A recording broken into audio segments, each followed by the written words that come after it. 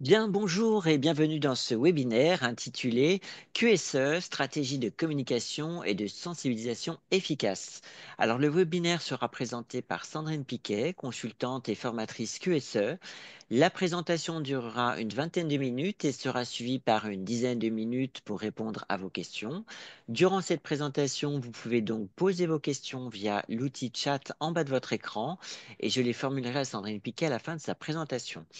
Voilà, il est maintenant temps d'entrer dans le vif du sujet et je laisse la parole à Sandrine Piquet. Merci Nicolas, bonjour, ravi de vous accueillir dans ce webinaire. Alors c'est vrai qu'on a choisi un sujet sur la communication et peut-être effectivement de manière un petit peu, enfin de manière totalement volontaire, d'évoquer la notion de stratégie de communication dans les démarches QSE. C'est vrai que voilà, on peut se poser quand même plusieurs questions à cet égard et je vais tenter d'apporter quelques éléments d'éclairage sur ces 20 minutes à peu près de présentation. Évidemment, on essaiera du mieux possible de répondre à vos interrogations en fin de cette séance. Alors déjà, pourquoi parler effectivement de communication en QSE, hein, puisqu'on parle plutôt de démarche QSE. La notion de communication n'est peut-être pas totalement intégrée finalement dans les propos que l'on peut avoir en échange sur les montées en compétences des personnes qui assurent la responsabilité des démarches QSE. Donc déjà, voilà, évoquer le pourquoi finalement de ce sujet et de ce thème. Revenir aussi finalement sur les exigences normatives, parce que oui, il y en a, donc c'est quand même toujours intéressant de se raccrocher aux exigences auxquelles on doit se conformer, puisque justement il faudra apporter quelques éléments de démonstration, ne serait-ce que pour pouvoir bénéficier d'une certification, mais pas que, hein, puisque c'est aussi un vecteur important, intéressant, et j'ai même envie de dire nécessaire pour justement assurer que la démarche puisse finalement donner tous les résultats et accorder je dirais, permettre d'atteindre tous les bénéfices qu'on en attend. Et puis, quelques éléments pour partager aussi sur finalement comment s'y prendre, au-delà évidemment d'avoir quelques informations sur ce dont il s'agit, c'est bien évidemment d'aller un petit peu plus loin sur comment on pourrait faire. Alors pourquoi parler de communication en QSE? C'est vrai qu'on pourrait se poser la question, hein, s'il n'y a pas de solution, peut-être qu'il n'y a pas de problème finalement, hein, nous dit cette devise Shadok. Eh bien, c'est vrai que si on nous avait dit que faire de la QSE, c'était faire de la communication, est-ce qu'on aurait envisagé finalement la démarche de la même manière? Est-ce qu'on aurait pris les mêmes tournants? Est-ce que finalement on aurait véhiculé également les messages de la même manière? Comment s'y serait-on pris autrement, peut-être, pour avoir là aussi finalement des résultats plus efficace, voire plus efficient. Et donc, finalement, dans quelle mesure cette communication, elle est essentielle? Voilà les pistes de réflexion que je propose de partager ensemble. Donc, je voulais annoncer quelques exigences normatives. Oui, effectivement, est-ce qu'il y en a? Mais pourquoi je vous parle de ça? Il y en a des exigences normatives QSE. On parle réellement communication en QSE. Alors, pour pouvoir accorder finalement la- le focus et la préoccupation sur cette dimension de communication, j'ai repris quelques éléments de l'ISO 9000, l'ISO 14001, l'ISO 45001, que vous connaissez également, a des éléments très communs, évidemment, par rapport à ce que je vais évoquer là. Mais pour ne pas alourdir ni la présentation ni mon discours, j'ai préféré prendre l'ISO 9001 qui, quand même, est, on va dire, la colonne vertébrale un petit peu de ces autres référentiels. Alors du coup, effectivement, que nous dit-on en termes de communication dans les exigences et en particulier du coup dans les zones 9001? Est-ce qu'on en parle vraiment? Est-ce qu'on en parle beaucoup? Ou est-ce que finalement, voilà, on a peut-être un article, si on se rappelle, où oui, c'est vrai, on parle de communication. Allez, peut-être un deuxième par rapport à la politique qualité, mais est-ce qu'il n'y a pas finalement peut-être d'autres aspects? Et du coup, est-ce qu'on s'est vraiment accordé sur la manière de s'y prendre pour pouvoir, d'une part, répondre bien évidemment aux exigences et encore une fois, assurer l'efficacité et faire en sorte que on accorde vraiment à la fois l'intérêt, l'investissement pour le faire, pour en tirer les meilleurs bénéfices. Donc l'ISO 9001, déjà, effectivement, en termes de communication, on a des éléments qui sont repris dans l'article 5.1, leadership et engagement, et notamment dans les généralités. Je vais y revenir un petit peu plus en détail. On en parle également en communication de la politique qualité. On évoque bien évidemment un article qui est l'article 7.4, communication. Donc là, si effectivement ce titre vous a échappé, je vous invite à reprendre un petit peu lecture peut-être plus assidue des exigences de la norme. Mais aussi dans la communication avec les clients et dans les informations à l'intention des prestataires externes. Donc le terme communication, communiquer, hein, est repris à minima dans ces articles-là, dans l'ISO 9001, dans les référentiels 14001, 45001. On a d'autres points complémentaires, mais déjà, accordons-nous sur ces aspects-là. Alors concernant leadership et engagement, on nous dit qu'effectivement, la direction doit démontrer son leadership, notamment en communiquant sur l'importance de disposer d'un SMQ efficace et de se conformer aux exigences liées à ce système. Alors, on a le pendant, hein, évidemment, sur les autres référentiels, comme je viens de le dire. Communiquer sur l'importance, et c'est la direction qui doit démontrer son leadership par cet intermédiaire-là. Je vous invite à vous questionner, hein, sur les modalités qui aujourd'hui sont mises en œuvre, peut-être dans les systèmes dans lesquels vous évoluez ou que vous avez contribué à mettre en place, voire mis en place dès le départ. Est-ce que vraiment cette dimension de communication, eh bien, a été prise avec toute l'importance finalement qu'elle revêt? Continue avec la dimension communication de la politique qualité. Donc là, on peut se dire effectivement, l'exigence en elle-même, elle est explicite. On nous dit bien que la politique qualité, elle doit être disponible, tenue à jour sous la forme d'une information documentée. Donc là, ça peut aiguiller finalement déjà sur le fait que la communication va évidemment s'appuyer sur un écrit, que cet écrit, cette politique qualité doit être communiquée. Et puis, pour peut-être aussi insister sur la réelle nécessité ou les bénéfices attendus de cette communication, que cette politique qualité doit également être comprise et appliquée au sein de l'organisme. Et puis, pour reprendre l'article complet, mis à la disposition de parties intéressées pertinentes.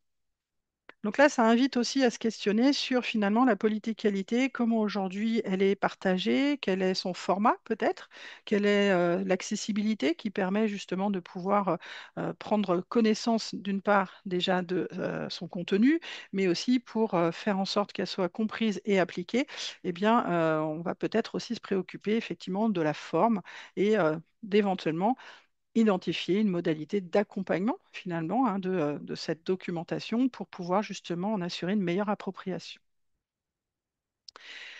L'article 7.4, alors je fais un petit peu rapide, hein, parce que l'idée c'est de plutôt partager sur les autres aspects, quelques exemples notamment. En termes de communication, l'article 7.4, bah, finalement, là, vous ouvre la porte à la réflexion sur quels sont les besoins de communication interne et externe pertinents.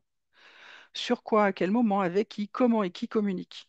Là aussi, bah, on peut effectivement s'interroger sur quels sont les autres éléments sur lesquels on communique, si on devait un petit peu faire un panorama des réelles actions de communication qui sont mises en œuvre pour le système de management de la qualité.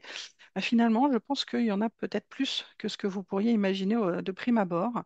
Et donc, l'important, c'est effectivement de se dire, par rapport à ces aspects-là, par rapport à la notion de communication, bah, il faut s'en préoccuper parce que, bien évidemment, c'est un des leviers du bon fonctionnement du système, de la bonne appropriation, de la sensibilisation. Et puis, peut-être qu'on en reparlera un petit peu plus tard, mais aussi, c'est un moyen de véhiculer et peut-être de partager la culture de la qualité au sein de la structure. Communication avec les clients cette fois-ci. Alors là aussi, hein, on a plusieurs items sur lesquels la norme nous incite effectivement à prévoir la manière dont on communique. On voit ce sur quoi ça porte. Après, sur plus précisément la modalité et faire en sorte justement que l'on puisse avoir, on va dire, des pratiques qui soient définies, partagées et évidemment mises en œuvre. Ben là, effectivement, charge à chacun de s'en préoccuper. On a à peu près le pendant pour les prestataires externes, donc parties intéressées autres également, où on doit communiquer en particulier sur différents aspects. Je vous mets le texte sous les yeux, l'objet n'étant pas encore une fois de rentrer dans le détail des exigences. Alors tout ça, c'est bien, hein, c'est effectivement des éléments peut-être de rappel ou peut-être finalement de vigilance que vous auriez peut-être échappé, hein, dans la mise en place de la démarche ou dans l'entretien de la démarche. Maintenant, et effectivement, bah, pour répondre à une question qui est déjà dans le chat, hein, des bonnes pratiques, alors je vais essayer de partager évidemment quelques éléments parce que je pense que c'est ça aussi qui peut permettre justement d'ouvrir votre réflexion sur les aspects que l'on vient d'évoquer. Alors, comment s'y prendre pour que la communication soit efficace, pour justement faire en sorte que, bah, bien évidemment, on ne mène pas des actions qui n'apportent pas les fruits que l'on en attend. Eh bien, finalement, je pense que, un des éléments et un des outils qui est peut-être le plus facilitant, c'est déjà de se dire, prenons quelques instants, un petit peu de recul pour se poser les bonnes questions. Les bonnes questions, c'est quoi finalement, si je simplifie de cette manière-là, bah, c'est déjà de se poser effectivement le fameux QQOQCP que peut-être vous pratiquez, que vous utilisez, hein, donc le qui, quoi, où, quand, comment, pourquoi. Alors, je dis un classique hein, parce qu'effectivement, c'est un outil qui est relativement utilisé. Peut-être qu'on l'utilise plus pour, je sais pas, de la résolution de problèmes, par exemple, hein, pour situer justement ce dont il s'agit, faire un peu un état des lieux on va dire, les éventuelles défaillances, dysfonctionnements pour pouvoir mieux travailler sur la résolution de problèmes, identifier les causes. Du coup, cette mécanique de réflexion, elle est tout aussi importante justement pour se dire, mais je vais communiquer, ok, mais sur quoi en fait, hein, sur quoi ça va porter et quand est-ce que je le fais? Est-ce que c'est une fois par an, c'est toujours de la même manière? Est-ce que finalement la communication c'est diffusé sur un intranet? Est-ce que c'est mettre à disposition sur des affichages, voilà, des panneaux d'affichage, des éléments que l'on va mettre à jour? Euh, bah, je pense que l'important, c'est justement de comprendre déjà le pourquoi on le fait. Et on aurait presque pu inverser finalement hein, ce QQOQCP en disant mais pourquoi on va communiquer? Qu'est-ce qu'on en attend? À qui ça va être destiné? Pourquoi on le fait en fait hein, réellement cette action? Et encore une fois, hein, la norme nous accorde des points de vigilance, mais charge à chacun finalement de comprendre et de prendre considération de ce sur quoi ça va porter et pourquoi on le fait, quels bénéfices on en attend. Alors par exemple, le qui, ça peut être à qui est destinée l'action de communication. Bien évidemment, en fonction du destinataire, bah, il faut se préoccuper de quel est le meilleur canal de communication, quel est le meilleur moyen finalement pour délivrer un message, pour apporter des informations qui peuvent être aussi finalement des attentes en termes de réaction. Hein. Est-ce que, on est plus sur de la communication plutôt informative, hein, donc qui est plus du partage, ou est-ce qu'on est sur une action de communication dont on attend finalement une réaction? Par exemple, si on communique sur un taux de satisfaction, sur les dernières réclamations ou réactions de nos clients, bah, qu'est-ce qu'on attend de ça, par exemple? Donc, en fonction des destinataires, bien évidemment, on peut avoir bah, des modalités qui peuvent différer et je vous donnerai un exemple juste après. Autre question dans le qui, alors j'ai pas fait un panorama complet hein, de comment on pourrait utiliser le QQOQCP, mais déjà, si on se pose cette première bonne question, je pense qu'on pourra effectivement orienter vers des bonnes réponses et donc des actions plus efficaces. Le qui, c'est également qui peut m'aider à réaliser cette action de communication. Euh, Peut-être que vous avez des profils, des facilités hein, sur justement savoir communiquer, savoir bâtir une communication efficace, pertinente, percutante même. Euh, bon, pour autant, tout le monde n'a pas forcément cette aisance-là ou ce réflexe-là. Donc, ça peut être intéressant aussi de se poser la question de est-ce que je ne peux pas faire appel, alors je vais reprendre une expression, hein, appel à un ami ou en tout cas appel à des ressources qui peuvent être internes. On a peut-être des talents qui peuvent aider en la matière. Hein. Ça peut être l'occasion, d'ailleurs, la bonne opportunité de découvrir des talents des uns des autres. Ça peut être aussi faire en sorte que justement, eh bien, on ait, par exemple, l'opportunité de travailler avec des collaborateurs qui seraient d'un pôle communication ou marketing, par exemple, hein, qui pourraient aider. Et puis, justement, par ce biais-là, hein, qui peut m'aider à réaliser mon action de communication? Bah, ça peut être aussi faire en sorte que, justement, des points de vigilance auxquels on n'a pas forcément pensé soient pris en considération. Et je note aussi, hein, effectivement, le commentaire. Par exemple, si vous avez effectivement des collaborateurs qui, par exemple, ne pratiquent pas la langue française ou ont peut-être des difficultés à la lecture, bah, justement, c'est une bonne préoccupation que de se dire, est-ce que je communique de la même manière? Et ça alimente hein, cette première question du qui, à qui est destiné. Donc, si vous savez que ce sont des actions de communication pour des personnes qui donc, ont effectivement des difficultés à lire la langue française, pourquoi pas, et je rebondis aussi sur le commentaire, utiliser des images, donc ça j'y reviendrai. Et puis la communication, c'est pas diffuser uniquement quelque chose dont chacun doit se saisir. On peut l'accompagner, on peut faire une explication, on peut avoir une communication qui puisse être aussi orale, hein. C'est pas forcément toujours que de l'écrit et effectivement des textes peut-être un petit peu difficiles euh, à s'approprier, hein. Alors le quoi, bah, effectivement, quel est l'objet de la communication? Sur quoi ça va porter? Et en fonction du qui, bah, peut-être que là aussi, hein, l'objet finalement de la communication peut un tout petit peu différer. Où sera diffusé mon support de communication, hein? Donc, support de communication, encore une fois, hein, qui peut avoir différents formats, oral, écrit, association des deux, complètement visuel, audio, pourquoi pas aussi, hein, vidéo, etc. On en reparlera. À quel moment je diffuse ce support? Est-ce que c'est, par exemple, si je reprends la politique qualité, hein, je le fais à chaque mise à jour? Est-ce que éventuellement il y a une logique, pourquoi pas aussi de rappel, de réexplication, de partage sur ces sujets-là? Voilà. Donc, quand est-ce que je le fais? Et puis comment je m'y prends? Donc, le média, hein, est-ce qu'il est le même pour tous les destinataires? C'est déjà un petit peu ce que j'ai évoqué. Et le pourquoi, ou les pourquoi en l'occurrence, hein, donc quel est l'objectif, encore une fois, de mon action de communication? Qu'est-ce qu'on en attend? À quoi elle doit servir? Qu'est-ce qu'elle doit générer finalement comme réaction, comme attitude? Quelle est ma motivation dans cette action de communication? On n'est pas sûr réaliser des actions de communication sans avoir pris la précaution de comprendre et d'avoir déterminé effectivement ce qu'on attend de cela. Alors un petit exemple, hein, justement pour illustrer mon propos. Euh, Déjà, j'y reviendrai, hein, si vous reprenez un des outils peut-être de communication, ou en tout cas qui pourrait être considéré comme outil de communication dans vos démarches, ça peut être une cartographie des processus, hein. Si vous prenez un petit peu de recul sur la cartographie des processus qui existent dans vos structures, est-ce qu'on peut considérer que c'est un outil de communication alors que effectivement, bah, ça pourrait peut-être, à bon escient, justement, le devenir, pourquoi pas encore plus que ce qu'il n'est déjà.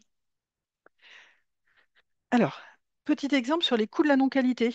Bon, ce n'est pas forcément non plus systématique, hein, dans tout ce qui est effectivement mis en œuvre dans chacune des structures, mais c'est simplement parce que ça va me permettre justement d'illustrer que on peut avoir un même objet de communication, mais en fonction du destinataire, comme on n'en attend pas évidemment les mêmes réactions, encore une fois, eh bien, on va identifier le fait qu'on va avoir des modalités différentes à la fois, donc là, pour la direction, ça peut se faire lors d'un CODIR, par exemple, comité de direction, comité opérationnel, quelle que soit la dénomination.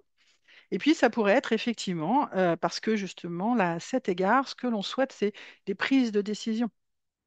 Et du coup, un pourcentage du chiffre d'affaires est un langage que comprend la direction. Sur le même objet, les coûts de non-qualité pour des opérationnels d'une chaîne de production, eh bien effectivement, là peut-être que la fréquence peut être plus mensuelle, hein, et, pas forcément lors d'un événement réunion particulier, hein, mais faire en sorte que justement, là on identifie une fréquence adaptée et qu'effectivement on ait un objectif lié à cette action de communication qui pourrait être par exemple faire partager cette information-là pour sensibiliser les collaborateurs et donc effectivement donner du sens, hein, aussi pour assurer que justement le partage d'informations, là aussi, a des effets. Et donc peut-être que là, pour le coup, le langage qui va être plus explicite ne sera pas un pourcentage du chiffre d'affaires ramené sur la chaîne de production, mais pourquoi pas, plutôt que d'avoir un visuel de cette nature qui serait peut-être pas, hein, forcément explicite, considérer qu'on pourrait très bien transposer finalement les coûts de non-qualité, pourquoi pas en le représentant par un objet. Alors j'ai choisi au hasard une petite voiture orange, hein, mais c'est simplement pour donner l'idée que une même information, on n'est pas obligé d'avoir le même support, d'avoir la même nature, voire même la même précision d'information parce que, encore une fois, les destinataires ne sont pas les mêmes et donc, effectivement, l'objectif de chaque communication n'est pas le même. Autre exemple, hein, je continue sur ma lancée. N'hésitez pas, j'essaye d'avoir un œil aussi sur le chat, hein, donc merci pour vos commentaires. La cartographie des processus, je l'ai un tout petit peu évoqué tout à l'heure. Alors, effectivement, hein, une cartographie des processus n'est pas imposée, je pense en particulier donc, dans l'ISO 9001 par exemple. En revanche, c'est vrai que c'est quand même un support qui est quasi systématique aujourd'hui hein, dans les mises en œuvre de démarches qualité. Alors, on peut imaginer qu'effectivement, cette cartographie des processus puisse être un outil en interne, mais également en externe. Donc, par exemple, hein, on avait un commentaire tout à l'heure sur justement les parties intéressées. Pourquoi pas un outil qui permettrait, par exemple, hein, de présenter d'une manière euh, visuelle, abordable, compréhensible, la vraie organisation, le vrai mode de fonctionnement, on va dire, de la structure. Et pourquoi pas des prospects, par exemple, hein, peut y avoir un caractère justement rassurant sur le fait de comprendre le mode de fonctionnement et l'organisation. Ça peut être pourquoi pas aussi avec des fournisseurs, par exemple, hein, pour de la même manière partager sur votre organisation, montrer le mode de fonctionnement, voir quels pourraient être les points de convergence dans les pratiques, et puis justement avoir cette information-là qui serait accessible. En interne, bien évidemment, hein, pour que chacun puisse se situer. Quand on a des nouveaux collaborateurs, par exemple, c'est un bon outil de présentation pour expliquer justement le fonctionnement de la structure. Alors quand finalement cet outil hein, peut être utilisé en fonction des besoins, hein. Donc là j'ai été très comment dire évasive hein, finalement parce qu'il n'y a pas forcément de temps particulier hein, pour pouvoir utiliser cet outil de communication. Donc pourquoi je l'ai évoqué, hein, comprendre le fonctionnement et comment s'y prendre, c'est vrai qu'on est plutôt sur effectivement une représentation visuelle. Maintenant, c'est vrai que cette représentation visuelle, il faut que le visuel apporte un complément ou apporte un élément différenciant par rapport au fait de, par exemple, simplement lister les processus. On a pas mal de cartographie, hein. Si vous allez sur Internet, sur un moteur de recherche, vous regardez les systèmes qualité d'autres structures, vous verrez qu'il y a quand même effectivement une majorité de cartographie des processus qui sont, pardon de le dire comme ça, mais un empilage de processus dans des rectangles, sans forcément que ça apporte quelque chose de plus. L'intérêt de la cartographie des processus, au-delà d'une liste de processus, c'est justement d'apporter une information complémentaire grâce à cette représentation visuelle. Et à cet égard, j'ai eu l'occasion de partager avec donc, une structure leur présentation de cette cartographie des processus, où finalement, quand le manuel qualité a été retiré des exigences de l'ISO 9001, bon, voilà, ils se sont dit, effectivement, on n'a plus besoin de manuel qualité, très bien. Mais comme ils utilisaient finalement cet outil pour partager avec les clients, finalement, ils ont volontairement choisi de travailler avec un service communication, enfin avec leur service communication, pour finalement plutôt élaborer une plaquette commerciale. Et dans cette plaquette commerciale qui présentait les produits, hein, présentait également leur cartographie des processus, avec finalement un visuel qui permettait de comprendre le chemin, justement, hein. C'est un petit peu ce qu'on cherche aussi à mettre en exergue, client-client, hein, donc pour pouvoir justement permettre d'expliciter à un client, ou en tout cas lui permettre même de comprendre hein, en toute autonomie finalement en prenant cette plaquette, comment la structure était organisée, ce qu'elle faisait réellement. Par rapport à un organigramme hiérarchique, évidemment, hein, les représentations des processus avec leur explication est quelque chose de très visuel. Alors là, j'ai illustré. C'est justement un moyen pour pouvoir faire en sorte qu'on ait de la matière et qu'on comprenne l'information sans forcément avoir besoin d'une explication trop complète par ailleurs. Et puis oui, effectivement, parce que, comme on le dit, hein, la forme, c'est le fond qui remonte à la surface. Donc, du coup, ça peut être judicieux de prendre un petit peu de temps pour pouvoir élaborer une cartographie des processus. Alors, le CIPOC, je ne sais pas si tout le monde connaît, mais en fait, c'est une technique pour pouvoir matérialiser finalement les processus. Donc, c'est plutôt par processus plus que pour la cartographie des processus. Après, c'est un outil pour identifier hein, les étapes du processus, pour identifier les données d'entrée et leurs fournisseurs et les données de sortie et leurs clients. Donc, c'est une méthode de réflexion. Après, à voir si effectivement hein, vous choisissez de maintenir finalement comment dire, la représentation du processus concerné via justement le CIPOC. Pourquoi pas, hein, c'est pas, on n'a pas de, comment dire, d'obligation, en tout cas normative, à cet égard. Alors, je vois que le temps file, donc je vais un peu accélérer pour vous donner d'autres exemples et puis après laisser le temps aux questions-réponses. Alors, ça va reprendre aussi un petit peu la remarque justement sur le côté visuel, hein. Donc, c'est vrai que, on a aussi la facilité aujourd'hui d'avoir des outils qui sont relativement accessibles, hein, qui peuvent nous permettre de digitaliser nos supports, ce qui est déjà une bonne chose, et également de les rendre interactifs, hein. Donc, pourquoi pas, par exemple, des vidéos, des tutoriels, donc des vidéos explicatives qui peuvent être plus ou moins longues ou au contraire plutôt courtes.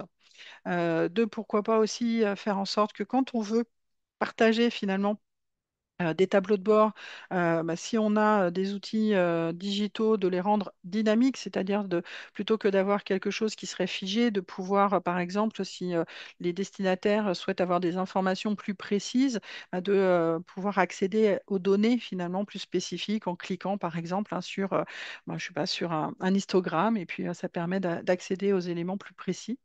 Des infographies, donc là aussi, hein, infographie, il faut penser encore une fois, communication, quel est le message que l'on veut faire passer, comment on peut donc justement le mettre en évidence, le valoriser.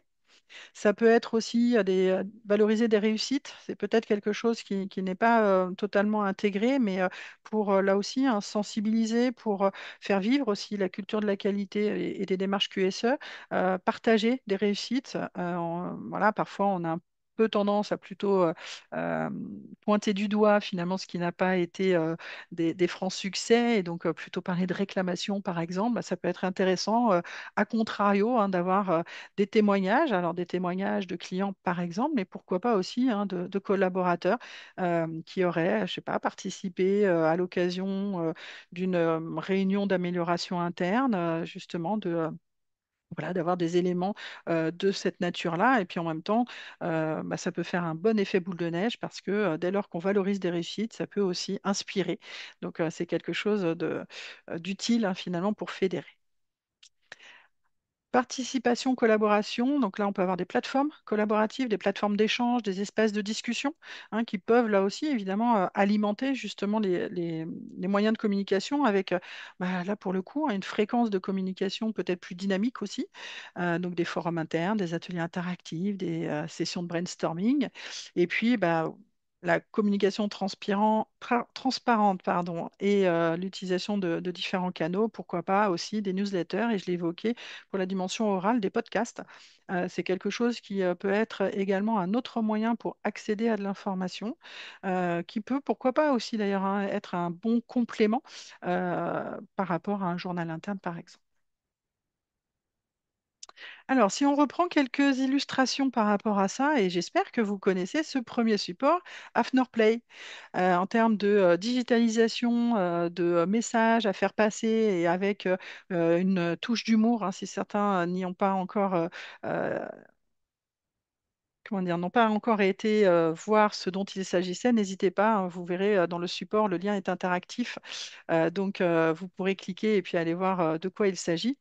Et donc, Play, bah, c'est un outil de communication pour partager des éléments de connaissance sur finalement le monde de la normalisation qui peut sembler peut-être un petit peu complexe ou loin finalement de ce que l'on connaît et de ce que l'on fait. En ce qui concerne effectivement les tableaux de bord, alors dynamiques ou effectivement plutôt sur des panneaux de communication, hein, je vois que dans le chat vous évoquez cette solution-là hein, en termes de management visuel. Donc effectivement des affiches, des flyers aussi, hein, je vous en montrerai après. L'idée c'est de faire attention à ce que finalement il n'y ait pas, comment dire, si vous êtes sur un panneau de communication, il y a une dimension un peu figée. Si on met à jour comment on fait pour s'assurer qu'effectivement on se retrouve sur une prise de connaissance hein, du fait que l'élément a évolué, a changé. Est-ce que, pourquoi pas, au moment où on change l'affichage, bah, c'est l'occasion de passer le message et de le faire en présence, pourquoi pas, lors d'un rituel de réunion, je sais pas, du lundi matin ou de début de mois, on partage et on profite justement pour montrer que tiens, voilà, ça a changé. Les causeries, évidemment, hein, sont bien évidemment des moyens de communication. Et puis, ce que j'évoquais, voilà, un peu d'humour. Attention quand même aussi, on verra que ça peut ne pas forcément donner toujours les résultats attendus. Les témoignages, hein, donc, comme je les ai évoqués, donc là, les témoignages, bah, ça peut être effectivement un témoignage écrit, un témoignage partagé via une vidéo sur un intranet, par exemple, hein, bien évidemment, tout dépend aujourd'hui des outils qui sont les vôtres. Un intranet avec des jeux de questions-réponses peut être aussi un bon moyen pour justement communiquer et répondre à des sollicitations que peut-être on n'ose pas évoquer directement. Donc ça peut être aussi un canal d'échange très intéressant. Et puis en termes de newsletter, hein, donc là aussi, j'ai évoqué tout à l'heure un peu l'humour, hein, simplement pour partager des situations sur lesquelles effectivement on a tendance, il y avait un slogan, hein, le poids des mots, le choc des photos, où peut-être qu'on a envie aussi d'attirer l'attention ou de donner envie de lire une newsletter QSE par exemple. Et donc, je vous partage une expérience d'une personne qui avait justement cette préoccupation-là de faire en sorte que sa newsletter qui était au début mensuelle, donc qui était effectivement peut-être sur une fréquence trop importante. Donc, je retiens la formule aussi, hein, de trop de communication tue la communication. Du coup, la fréquence avait été réduite sur un mode trimestriel pour arriver finalement à justement faire en sorte d'accorder un petit temps d'humour à chaque fois. Et donc, la personne, la responsable qualité qui faisait ça, s'efforçait justement d'avoir toujours un trait d'humour dans ses newsletters et donc recherchait des images, des BD, des photos, enfin des choses pour illustrer. Et en fait, le revers de la médaille a été que finalement, même si, et personne ne le savait, elle faisait ça sur son temps personnel, on lui a reproché justement que à la qualité, ben, c'est bien, on a le temps de s'amuser à rechercher ce type d'éléments-là. Donc la communication, oui, attention encore une fois au destinataire, attention au message que l'on veut faire passer et attention justement au choix de la méthode finalement pour tout ça. Une illustration sur, alors vous aurez le support, donc vous prendrez le temps de le lire hein, tranquillement, mais simplement pour vous montrer que voilà, c'est une structure qui avait choisi de faire des affiches sur la qualité hein, pour justement faire en sorte que on soit vraiment dans une campagne de communication. Et en l'occurrence, les personnes que vous voyez en photo sont des collaborateurs de la structure qui se sont prêtés au jeu et finalement qui ont été aussi un peu, comment je vais le dire, euh, rendu visible. Et donc, ça a permis également d'avoir des échanges informels quand les collaborateurs se croisaient. C'est un site où ils étaient, je crois, 7 ou 800, quelque chose comme ça. Donc, c'était l'occasion justement de montrer hein, que ce département était visible. Voilà ce qu'il faisait. Un petit flyer, donc vous n'avez pas le verso, mais où on avait quelques éléments d'explication complémentaires sur le rôle, la contribution, etc. Et donc, vous voyez que là, d'un point de vue vraiment visuel, on est proche hein, finalement de campagne publicitaire quasiment. Autre exemple sur des newsletters, bah voilà, là c'est issu d'une entreprise, hein, c'est pas moi qui l'ai créé, c'est pas l'IA non plus, hein, donc c'est vraiment c'est un vrai exemple. Donc vous voyez un petit peu mode journal à l'ancienne avec bah, voilà, des boîtes à idées, des infos QSE, infos RSE, des petites annonces, etc., même des anniversaires. Donc la structure s'appelle GTA, donc c'est pour ça que vous avez des GTA anniversaires. Voilà. Donc là aussi, ça peut être de se dire bah, quel est le média et est-ce que finalement on utilise quelque chose d'existant et on intègre des petits focus, par exemple un QSE? euh, Est-ce qu'on profite du fait que ça peut être une bonne idée d'avoir des partages d'informations QSE pour justement provoquer, entre guillemets, peut-être un modèle de newsletter finalement pour toute la structure? Pourquoi pas? Alors, aller plus loin, bah, effectivement, c'est de se poser peut-être déjà la question de ce qu'on pourrait appeler un plan de communication. Et puis l'IA, effectivement, hein, j'ai vu qu'il y avait des commentaires sur l'IA. Bien évidemment, je vais en parler un petit peu.